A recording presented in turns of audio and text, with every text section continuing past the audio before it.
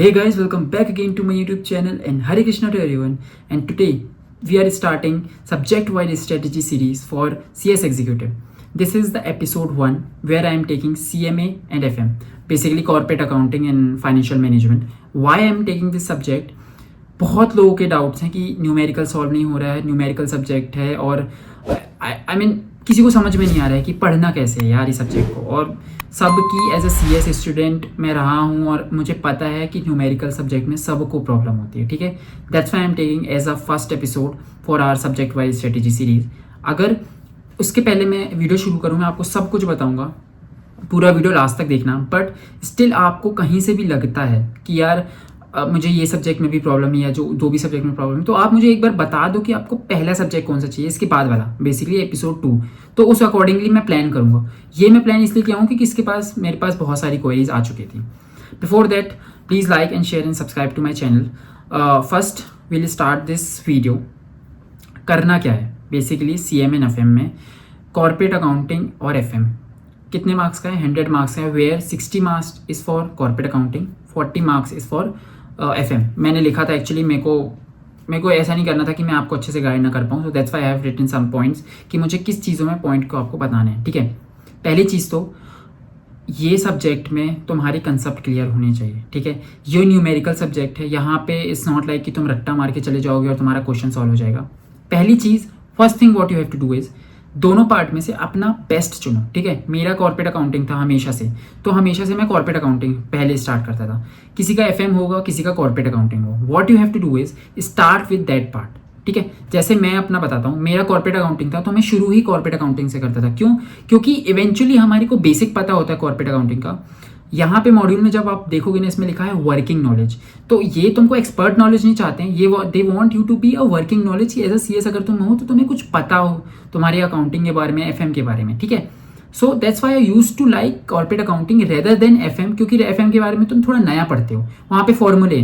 Corporate accounting में तुमको पता होती है क्योंकि तुमने 12th में या अगर तुम्हारा BCom था या कुछ तो बेसिक पढ़ा होता है, ठीक है।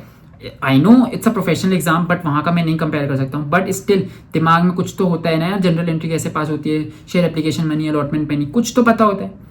ये चीज़ हमेशा याद करो। तो start with your most favourite part और मोस्ट स्ट्रॉन्ग पार्ट। और 60 मार्क्स का है कॉर्पोरेट अकाउंटिंग, तो इसलिए मैं हमेशा सिर्फ बोलता हूँ कि भाई वहीं से स्टार्ट करो। सेकेंड थिंग इज, क्या ध्यान देना है आपको, जो आपके मॉड्यूल है ना, मॉड्यूल के अंदर जो जितने भी इलस्ट्रेशन हैं, weather it's a corporate accounting, whether it's an FM, आपको वो सब सॉल्व करने हैं। वाई? लास्ट ईयर का लास्ट अटेम्प्ट का वो हमारा पहला अटेम्प्ट था, ठीक है, जून का, वो न्यू सिलेबस का पहला अटेम्प्ट था। तो तुम्हारे पास सिर्फ एक ही क्वेश्चन पेपर है, आप उस क्वेश्चन पेपर को उठाओ और अपनी मॉड्यूल उठाओ। आप देखना मॉड्यूल के जो बीच बीच में इलस्ट्रेशन दिए हुए हैं ना, उनके रिलेटेड ही और उनके जैसे ही क्वेश्चन आए हुए हैं क्वेश्चन तुम्हारे एग्जाम में। So try to solve all your module की जितने भी इलस्ट्रेशन, आपको वो बिल्कुल भी नहीं छोड़ने हैं, सब कुछ सॉल्व करना है, ठीक है। Third thing is concept clearing. कैसे कंसेप्ट कैसे क्लियर होंगे? आपको कंपनी लॉ का सब्जेक्ट, क्योंकि ग्रुप 1 का सब्जेक्ट है, तो कंपनी लॉ और ये CMA FM, ये दोनों चीज़ें साथ में लेके चलनी है। वाई? कंपनी लॉ से तुम्हारा थ्योरी पार्ट सही होगा, कंपनीज एक्ट सही होगा, तुम्हें पता होगा कि यार बायबैक कैसा है, ठीक है, एप्लीकेशन मनी, अलॉटमेंट मनी, जो भी है तुम्हें थ्योरी चीज़ें पता होंगी, थ्योरी वाली चीज़ें। यहाँ पे तुम्हें क्या करना है, यहाँ पे तुम्हें प्रैक्टिकल चीज़ें पढ़नी है। सो जो लोग सोच रहे हैं कि प्रैक्टिकल पे ध्यान दो, इतना ज़्यादा प्रैक्टिकल में ध्यान दो मत दो, क्योंकि यहाँ पे तुमसे क्वेश्चन अच्छे से पूछे जाते हैं। मैंने देखा है प्रीवियस ईयर का क्वेश्चन, तो दे वांट कि भाई तुम क्वेश्चन सॉल्व करो प्रॉपर, ठीक है। स्पीड मेंटेन करने के लिए हमेशा from now start practising question paper, ठीक है। आई विल ट्रेल एक स्कैनर मैं बताता हूँ जो मैं हमेशा से यूज़ बोलता हूँ, बोलता भी हूँ, Suchita is good. Don't think कि बहुत सारी स्कैनर है, ये है वो है। Don't, just take one Suchita, module के इलस्ट्रेशन और लास्ट ईयर का अटेम्प्ट का पेपर। ये तीनों चीज़ें तुम अगर सॉल्व कर पा रहे हो, इवन अगर ये भी नहीं तो तुम्हें लास्ट ईयर का क्वेश्चन पेपर और मॉड्यूल के जितने भी इलस्ट्रेशन अगर ये भी सॉल्व कर पा रहे हो, so maybe your 70% of your syllabus for practising is completed, because इन्हीं में से ही क्वेश्चन आने वाले हैं। तो ये थोड़ा माइंड से स्ट्रेटजी बना के पढ़ो। Now coming to FM part. FM part में यहाँ पे सबसे पहली चीज़ तो तुम्हारा step marking, whether it's a corporate accounting, whether it's an FM। So FM में अपना जब भी पढ़ाई कर रहे हो, स्टार्ट वो एक पेज लो उधर पे अपना जितने भी, क्योंकि वो फॉर्मूला बेस्ड है, तो वहाँ पे अपने फॉर्मूले लिखते जाओ। वेदर इससे कॉर्पोरेट अकाउंटिंग, वहाँ पे भी रेशियो और ये सब है, सो उसके भी फॉर्मूले लिखो।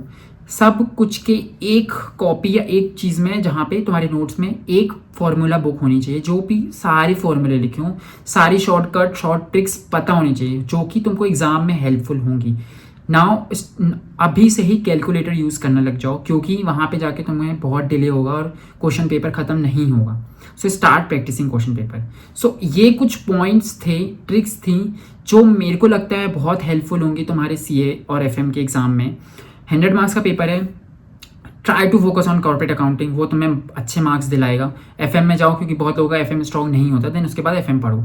बट अगर इस स्ट्रेटेजी से पढ़ोगे ना, तो एटलीस्ट आप 60 से 65 के मार्क्स ले जाओगे। अगर आप 70-75 को एक सोचोगे ना, तब जाके तुम्हारे 60-65 या फिर 55, क्योंकि आपको पता है इंस्टीट्यूट कैसे मार्क्स देती है, ठीक है। और यहाँ स्टेप मार्किंग है, तो स्टेप मार्किंग का फ़ायदा उठाओ। आंसर नहीं आ रहा है, भाड़ में जाए, लेकिन जो तुम लिख रहे हो ना, शुरू से स्टार्टिंग कर रहे हो, एटलीस्ट उतना तो लिख के आओ कि तुम्हारे 2-2 नंबर 3-3 नंबर से ही तुम्हारे मार्क्स बढ़ जाएंगे, जिसको सबसे बड़ी प्रॉब्लम है ना कि यार नहीं, मेरे से नहीं समझ में आ रहा है। तो आप लोगों के लिए यही सबसे बेस्ट है कि एटलीस्ट शुरू के स्टार्टिंग तो करके आओ, कि कम से कम 1 नंबर दे, हाफ नंबर दे, 2 नंबर दे, तो कम से कम पासिंग तक तो पहुँचो, जिसके पासिंग भी नहीं आ पा रहे हैं। सेकेंड थिंग इज़, एग्जामिशन के लिए आराम से एग्जामिशन स्कोर हो सकती है, मेरे को पता है प्रॉब्लम है। सो ये कुछ टिप्स एंड ट्रिक्स थी जो मैंने बताई हैं। अगर आपको इससे भी ज़्यादा कुछ इसमें प्रॉब्लम है, एक बार कमेंट कर दो, मैं उसको ट्राई करूँगा वहीं के वहीं कमेंट में सॉल्व कर दूँ, और दूसरों को भी वही क्वेरीज होंगी तो उनको भी सॉल्व हो जाएगा, ठीक है। And that's it, thank you so much. और आपको जो भी एपिसोड 2 चाहिए, please let me know. And या thank you so much, and I hope ये आपको वीडियो अच्छा लगा हो। Bye bye, thank you.